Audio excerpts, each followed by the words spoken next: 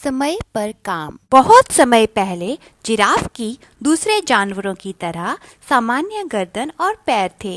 एक बार जंगल में भयंकर अकाल और सूखा पड़ गया।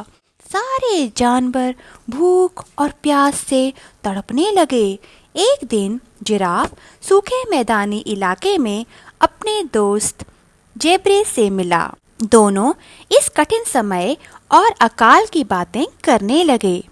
जिराफ ने कहा, सारे जानवर इस सूखे मैदान में भोजन ढूंढते हुए बेचैन घूम रहे हैं, लेकिन देखो वहाँ पलाश के उन पेड़ों को।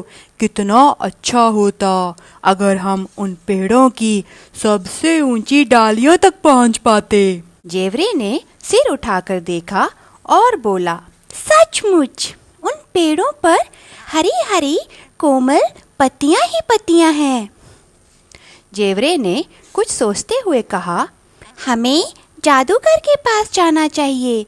वही एक आदमी है जो कि बहुत शक्तिशाली और बुद्धिमान है। वे हमारी मदद जरूर करेगा।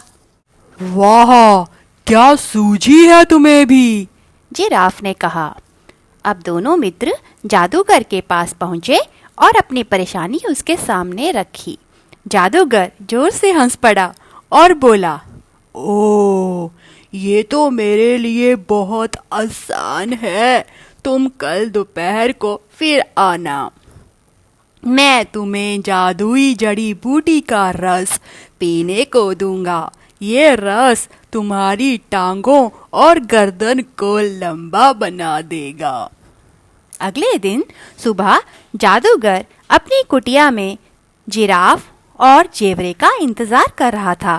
पर ये क्या, उसने देखा कि जिराफ अकेला आ रहा है। जेब्रे का कोई पता नहीं। जादूगर ने जिराफ से पूछा, जिराफ भाई, तुम्हारा मित्र दिखाई नहीं दे रहा है, क्या वह नहीं आया? जिराफ ने बताया, रास्ते में हरी घास का ढेर देखकर जेब्रा वहीं रुक गया। देर तक घास खाता रहा और फिर वहीं सो गया। जिराफ के कुछ कहने पर भी जादूगर ने जेब्रे का इंतजार नहीं किया। उसने जिराफ को ही जड़ी बूटी का सारा रस पिला दिया। जड़ी बूटी का रस पीते ही जिराफ को ऐसा लगा जैसे कि पृथ्वी से वह ऊपर उठता जा रहा है।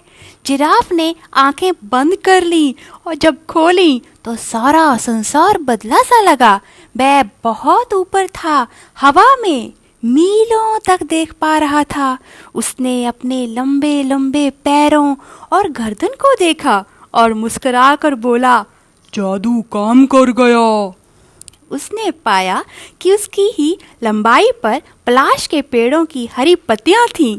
अब जिराफ फूला ना समाया। जेब्रे को जब याद आया तब वह भागा भागा जादूगर की कुटिया पर पहुंचा, पर बहुत देर हो चुकी थी। उसने वहां एक नए लंबे सुंदर जिराफ को देखा जो मजे से ऊपर की डालियों की पत्तियां खा रहा था। अब जेब्रा पछता रहा था, काश मैं भी हर काम ठीक समय पर करता। तो बच्चों, इस कहानी से हमें ये शिक्षा मिलती है कि हमें हर काम ठीक समय पर करना चाहिए।